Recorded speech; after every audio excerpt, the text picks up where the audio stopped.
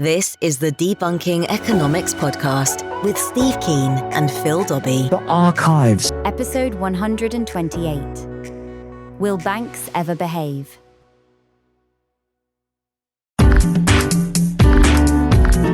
Welcome to the Debunking Economics Podcast with Professor Steve Keen. I'm Phil Dobbie. Today, just how do banks influence the economy, and are we all paying for their risk-taking? We know, of course, that they take risks because they know we're going to bail them out if they get into trouble. How can we manage the role of banks in a way that is not going to penalise us all? That's today on the Debunking Economics Podcast. Well, just how much of what goes wrong in the economy is down to the behaviour of banks? This is a favourite subject for Steve Keen. And how much of that behaviour is because they don't fully take account of risk? Now, of course, Steve, we bailed them out during the financial crisis. So why wouldn't they just behave the same way again? Largely because they live on extremely short-term stimuli. I mean, this is the whole 3 months focus, the shareholder value obsession we have today, and the 3 monthly reporting cycle that people are on. There's an enormous stimulus in corporations to push the share price up as much as they can, and in banks to push out as much debt as they possibly can, because they get rewarded by the extent to which they increase the revenue base of the banks, and the revenue base is fundamentally the amount of debt they've created. Right, but my point is that any sensible organisation would say that's all fine. We want to make sure we've got short-term gain, but we need to measure our risk, and obviously banks do look at risk. But my point is, if we've bailed them out in the past, then they will take bigger risks than they would otherwise. Well, that's what they've done. I mean, the classic instance of that was, of course, the Greenspan put. We tend to forget that Greenspan was actually made Federal Reserve Chairman just before the 87 stock market crash. And in 87, the stock market, like, I know the Australian data better than I know the American, but it's actually more extreme, but still comparable. The Australian stock market rose by 80% between January and October of 1987. Now, when it crashed by 25% on one day, then Greenspan's response was to say, we're going to make sure nobody goes bankrupt. Now, of course, they call that the Greenspan put, and that meant you knew if you risked the business on a speculative position, then a speculative position worked out, you won, and if it didn't, you got rescued by Greenspan and you still won. Right. So we should have just let them go bank. If they're going to, if you've speculated on something that's going up 80% and it's going to lose 25%, then you're a fool. Surely we should let you fail. Yeah, well, that's what used to happen, because banking used to be an unlimited liability operation. And one argument I've seen in terms of restraining the extent to which banks get involved in reckless lending is to say, let's go back to the days when banking was an unlimited liability industry. So at the moment, if you and I set up a company for £1 in the UK, which is quite feasible, and we ended up being $1 million in debt because the venture didn't work, we would then pay £1 and $1 million and be out of trouble. And that's that doesn't matter that much when you've got small operations which can't create their own money, like you and me, because we'll never get to $1 million worth in the first place. But a bank can create that million by lending, and this is the fact that it's a business. Once you've got a banking license, what you have is a license to lever up the equity you've got into more assets, which generate you an income flow. And if you start with say 100 million of money in the banking sector, that gives you a license to create, if you would be happy with a 10-to-1 gearing ratio, $1 billion worth of money, which you charge interest on. And if you charge like 5%, you're getting 50 million out of that. That's a 50% rate of return. So that's the great temptation of banking, that the more risk you take in that sense, the more you lever up your equity base, the more money you make, and everything's fine until people can't repay the debt you've taken out, which wouldn't matter if you had a unlimited liability, because that you'd be aware of it. But if you've got a 3-month reporting cycle and you can get bailed out and get a golden handshake, why not pump up the volume? And that's what you see banks doing during bubbles these days. As an individual, but of course banks, looking at that the other way, banks do say, well, it's too big a risk to give these guys $1 million, but if they want to buy a house for $1 million, that's fine, because we get a house at the end of the day we can call on. And that's what the whole hassle of collateralized lending, because again, I've been through a very personal illustration of this very recently, because what banks should do, and this is Schumpeter's vision of what banks do, is that banks should be effectively venture capitalists. Yeah. They should be assessing investment proposals, working out which ones look like they're more viable, funding those. They'll get some wrong and some right. And out of the ones they get right, they get a capital gain. Other ones that fail, they lose. Now, in fact, they don't get a capital gain, because when you lend money as a bank to an operation, you get a lien over the cash flow of the business. And if you're just relying simply upon the cash flow, you're going to get creamed. Because 7 out of 10 are going to fail. You're only going to get your interest income back on the 3 that do. You lose your principal for the 7 that fail. So there's a strong... The numbers don't stack up. Exactly, because the very worst you're going to get out of the housing market is that you bought on a high, and maybe the housing market falls 20%, which is very irregular.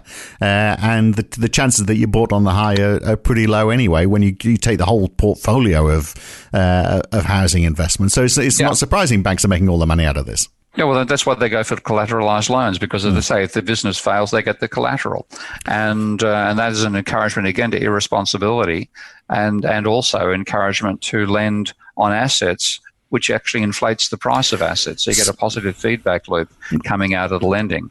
So when they look at risk, and this is why they miss it completely, they look at individual risk. They look at, is your business viable compared to another? Are your house prices rising as fast as another region, et cetera, et cetera? And then they base this on the probability of you going bust as an individual isolated element in a system. The trouble is you're not isolated. And the borrowing of money drives up the prices of the assets you have, and also drives up demand in the economy. So you get a self-fulfilling loop.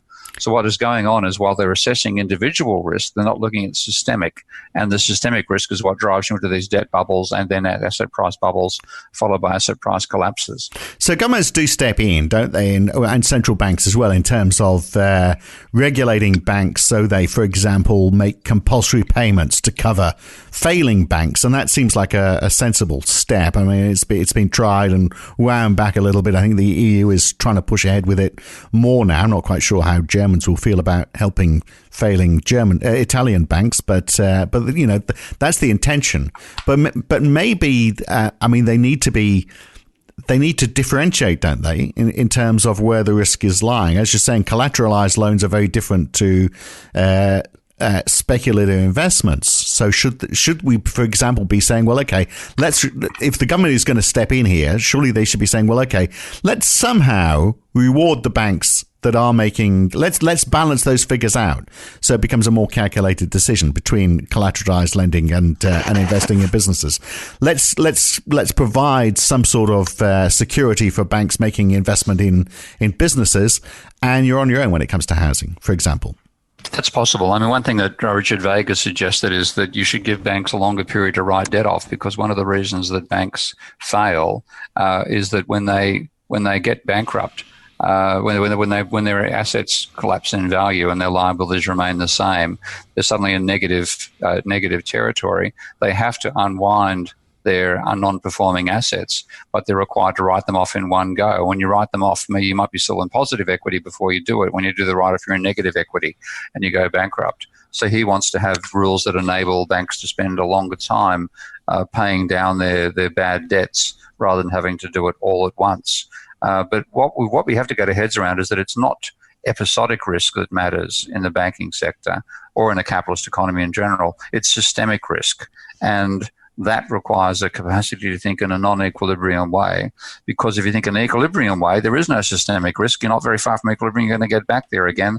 That, unfortunately, is the thinking that dominates regulators these days, and that's why these crises always take them by surprise. So, what's the system? Just the mentality of the banking industry that's driving that system? It's the feedback that occurs between the level of government of bank lending and the level of economic activity, and then the valuation of assets. So if you had the world that mainstream economists think they live in, which is where banks are just intermediaries, then the lending operation adds nothing to aggregate demand. It just distributes risk between different parties in the economy. And you can have an enormous increase in debt with no change in GDP, an enormous fall in debt with no change in GDP. They're irrelevant because credit doesn't create additional demand.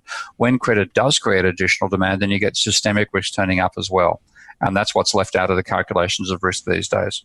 So how did Italy, the Italian banking sector, get itself into, and Italy's interesting because we can look at the role of the government there as well, but let's just look at even before the government started to say, well, we're going to borrow more than the EU wants us to. Italian banks were in problems because they had a lot of non-performing loans. So how did they get into that situation? Well, actually, they pretty much dates from the euro. If you look at the level of Italian private sector debt back in 1962 or 63, it was about just over 50% of GDP. In 1985, just over 50% of GDP. In 1998, about 70% of GDP. Right after the euro formed, it just doubled, went from 150 to about 100, about from 50 to about 130% of GDP. So that increase in debt was really making up for the fact that the euro had put a kibosh on government money creation. So whereas you had the lira, when the lira existed, government debt was quite substantial, and the change in government debt was quite large. That itself was creating money in the economy, which was then used. It was the turnover of money that gave you demand in the economy. As soon as that was turned off by the formation of the euro, bang! You had effectively, like, again, looking at the figures here, and when the euro was formed, private debt in Italy was about 70% of GDP. It boomed up to, when the crisis began, to 130%. So really, in some ways, the banks were compensating for the lack of money creation by the government. Right. And now they're getting penalised for it because, of course, the government now wants to spend more. They're breaking the EU's budgetary rules. So investors are getting out of Italian bonds. So there's a big drop in the value of those bonds. The banks hold a lot of those bonds. So they suffer, perhaps not through their own fault, except for having bought too many government bonds. And that flows onto the economy. Yeah, that's right. It's a dangerous recipe to go through, because what you're doing is by turning off the government money creation, you're forcing people to rely upon private money creation. But in fact, the private sector is looking at the decreased level of demand and thinking we've got to liquidate rather than borrow more money. So you get a double whammy. Government spending goes down and the private sector goes down as well. What compensates in that case is GDP collapses. So this is why governments get involved in bailing out banks, because banks get into trouble. It's the economy that suffers. They restrict credit, spending goes down, investment goes down. This is precisely why banks are bailed out. And that is why banks therefore say, well, okay, we can take some risks because it gets back to the whole too big to fail argument, doesn't it? Yeah, that's right. And how to get over that? How do we stop that happening? That vicious cycle? How do we stop it? Well, one way, and this is the extreme way, would be to reintroduce unlimited liability on bank lending and to enforce it. Now, of course, the odds of that are pretty much zero. But when you look back at, say, the UK, for example, which I think is probably the best example of a long-running financial system in a major capitalist economy, when you had banking as unlimited liability and when you had banks not allowed to lend for housing, the level of private debt in the UK never exceeded 73% of GDP. It bounced between about 50% and 73% from 1880 to 1980. As soon as it was deregulated in 82, the banking sector was allowed to lend to housing. It went from 55% of GDP through Maggie and through Tony to 195% of GDP. So who was lending for housing before? It's all building societies. All building societies. And with building societies, you do have the classic loanable funds story, because when you put money in a building society, you lose immediate access to it. You don't have an call deposit account you can pull the money out of. The money gets put into a bank account somewhere, which is owned by the building society, and you've got to go through quite a rigmarole to take your money out. And at the same time, when you put your money in a building society, it's often because you want to buy a housing loan at a later point. So you're trying to build up a record of being a depositor. And therefore, with that record of it being a deposited bank, you'll get a bank loan at a later stage. So there's much much more conservatism in the building society system. Right. And what you get is a high turnover of money coming out of it, which enables you to build those houses. So, okay, so that fixes that side of it. So I might be a bit slow on this. Take us back to the situation then before banks were loaning for housing. How was that creating a more stable situation? Or well, if you wanted to buy a house at some point, then you would one of your acts to do that would be to put your money in the building society, which means, of course, in the building society you don't have access to that money, so you spend less rapidly with that money. You're trying to build up a bank balance in the credit union, so that you can go along and apply to the credit union with a deposit in there and a record of saving, and then they'll lend you the money, which you then go out and rapidly spend to build a property. So what you get is the money. You don't get any money being created by the lending. You get money being reallocated from people who've been saving to those who want to spend it on building a house. Right. So there's no money creation, and you don't get a positive feedback between the amount of household debt that exists and house prices. As soon as you let banks into the equation, you get positive feedback. So the increasing debt drives up the house prices. Right, but you would be, while you were saving, you'd be putting that money in the bank, but that would only be up to whatever it is, 10% of the value of the house. Well, actually, back in those days, it used to be 30%. Yeah. But that's so you didn't get a positive feedback loop. And what we've got in banking is a whole set of positive feedback loops that lead to instability and breakdown. And the way to actually get risk out of the system is not to talk about, risk ratings and stress tests and stuff like that. It's to remove those positive feedbacks. And by far the most important one is between new mortgage debt and the house price level. So before banks were able to loan for housing, all their investment was in business investments. Yeah, and this is when you look at where the whole approach of endogenous money, which is the approach to how banks operate that I'm continuing on. The grandfather of this whole idea was a guy called Basil Moore, who was a Canadian economist.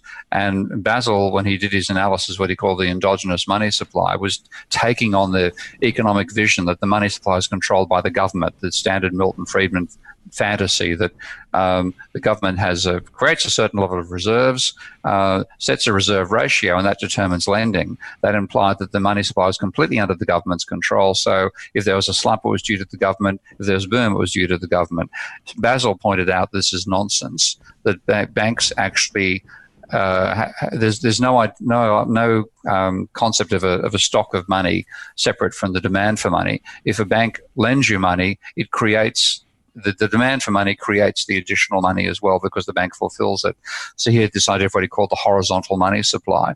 Now that when he gave those examples, he did mathematical analysis for it and empirical work as well. But his example of a classic bank loan was a line of credit. Now, a line of credit was, like a large corporation might approach a consortium of banks and get a line of credit of $1 billion, which would have a outstanding level of, say, $100 million. And then if it was hit by wage demands during a booming economy or by demand for high prices for oil during the OPEC period, they would simply access the line of credit from, say, $100 billion to $300 billion, and they'd be able to fulfill that demand for higher wages or pay the higher costs of oil without needing to go cap in hand asking for a loan. Now, lines of credit virtually don't exist anymore because they weren't profitable enough for the banks. They were happy to lend housing loans and stuff like that. So banks have made lines of credit prohibitively expensive, and instead companies that need that short-term money to pay wage boosts and so on have started what they call the commercial paper market, where they issue very, very short-term bonds, like might have a duration of 90 days. And the sale of those 90-day bonds, the money coming out of it is how they pay wages. And that's why the financial crisis was such a sudden shock back in 2008. In that sense, the onset was more severe than the Great Depression. When Lehman Brothers failed, that destroyed the market for commercial paper. And if there hadn't been a rescue, then within a couple of weeks, American corporations wouldn't have had money to pay wages. And then we would have had something much worse than the Great Depression. So the behaviour of banks has changed away from what we'd want them to do, which is providing working capital for corporations, to simply financing asset bubbles. But there would be a cost associated with all of that, with giving loans on that line of credit, because the element of risk involved in it. Not when you're talking company like General Motors, back when it was a company rather than a financial speculative shell, you had a fairly reliable cash flow coming in there. So it's back in the days of the what's the old classic movie about It's a Beautiful World, A Beautiful Life. You keep on assuming I'm the same age as you, Steve. You've got to stop doing that. Sorry about that, mate. Okay, it's one of my parents' favourite movies, even worse. But that Jimmy Stewart, Jimmy Stewart, playing the classic bank manager. There we are. I'm showing my age. Definitely showing my age. Now, maybe I am the same age as you. There you go. You watch the same movies late at night with your wife. There you go. I won't go into that any further. But yeah, that was the banking manager providing working capital to a town whose people, businesses he knew well, and that was the classic vision of banking, which we need to return to, where banks aren't the major profit centre of the economy. It's the corporations that are, and the banks play a service role rather than determining the whole damn game. So governments make it worse, don't they? Because they try and reduce risks in other ways. And let's take the example of Telstra. So, people were, and housing is another example as well. People were encouraged to invest in housing through various grants. But if we look at the sale of Telstra shares in Australia, since that's happened, Telstra's received a lot of favourable deals simply because I think there was guilt from the government that mum and dads had been encouraged to invest in this company, and the share price started to go down quite markedly despite the government's protestations. So then they start to get involved not just in the banking sector, but they start getting involved in the commercial world as well because of their the way they've treated mums and dads, and that complicates the picture as well. I'm just wondering whether governments are getting too entwined in all of this. I think they are. I mean, again, this is where your philosophy becomes a problem, because what they've done is they've accepted the neoliberal vision about what banking should be, about the nature of markets, and believe deregulate and things will work better. And the trouble is that deregulation makes sense to some extent for corporations sometimes. But in case of banking, what it means is decide how much money you want to create. Well, hasn't that worked out well? So it's because the government's bought into the same neoliberal philosophy that neoclassical economics is generated by its equilibrium vision of money. That's where our problem is coming from. A better government might be able to be more independent of that, but at the same time, you then get the political influence. And if financial corporations are the main ones you deal with, they're the main lobbyists you're confronting all the time, you'll make things better for the financial sector. So it isn't just government's not a benign force here at all. And I would, if we had governments which were dominated by the advice they were getting from the industrial sector, I'd be a lot happier than ones being dominated by advice they're getting from the financial sector. Yeah. So if we take housing loans back out of the banking sector, just how many problems does that fix? And are there other issues that the government needs to do to try and manage risk in the economy? Or does that fix a lot of it? I think it fixes a hell of a lot of it, but in terms of getting the banks out of there and getting back to the days of building societies, you need to reverse engineer the previous world, which I think it'd be rather hard to do. Well, they've all got shareholders, so you've got to pacify them. So you've got a big payout to go back to the way things were. Yeah, and I think I would rather limit that's why my idea about limiting the amount of money that banks can lend for housing to some multiple of the income of the asset being purchased rather than the income of the borrower, because that gives you a link between the cash flow, the income flow out of an asset and its price, whereas we get totally decoupled between the two with banks being able to do collateralized lending and supposedly basing the amount of their lending they're going to do on the income of the borrower. So what sort of ratio? I've generally gone about 10 to 1. Because if you look at the level of rental income, like my property that I'm renting in Amsterdam right now is costing me roughly 2,000, let's say 25, a bit less than 25,000 euro a year, that would imply the maximum anybody can borrow to buy would be, say, 250,000 euro. Now, this property which was always the rule of thumb number, wasn't it? It was like 10 times 10 exactly. When did that all go wrong with the? Was that back from building society days? When did we start to see that discrepancy emerge? About the 1970s. And again, this is when we got the neoliberal philosophy taking over in Milton Friedman.